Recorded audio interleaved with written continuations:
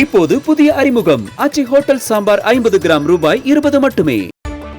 பல்வேறு புதிய திட்டப்பணிகளுக்கு அடிக்கல் நாட்டவும் முடிவுற்ற பணிகளை தொடங்கி வைக்கவும் 2 நாட்கள் பயணமாக முதலமைச்சர் மு.க.ஸ்டாலின் இன்று கடலூருக்கு சுற்றுப்பயணம் மேற்கொள்கிறார்.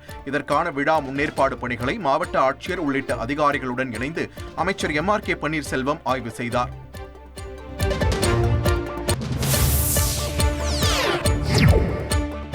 தமிழ்நாட்டில் மாணவர்கள் மற்றும் ஆசிரியர்களின் நலன் கருதி சமக்ர சிக்ஷா திட்டத்தின் கீழ் 2152 கோடி நிதியினை உடனடியாக விடுவிக்க உரிய நடவடிக்கை மேற்கொள்ள வேண்டும் என பிரதமர் நரேந்திர மோடிக்கு முதலமைச்சர் ஸ்டாலின் வலியுறுத்தியுள்ளார். இதுகுறித்து அவர் எழுதியுள்ள கடிதத்தில் நிதி விடுவிக்கப்பட மாட்டாது என்று மத்திய கல்வித்துறை அமைச்சர் கூறியிருப்பது தமிழக மாணவர்கள் மத்தியில் கொந்தளிப்பை ஏற்படுத்தியுள்ளதாக குறிப்பிட்டுள்ளார்.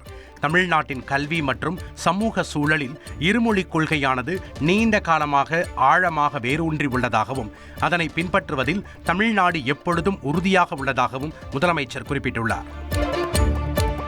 இப்போது புதிய அறிமுகம் ஆச்சி ஹோட்டல் சாம்பார் 50 கிராம் ரூபாய் 20 மட்டுமே.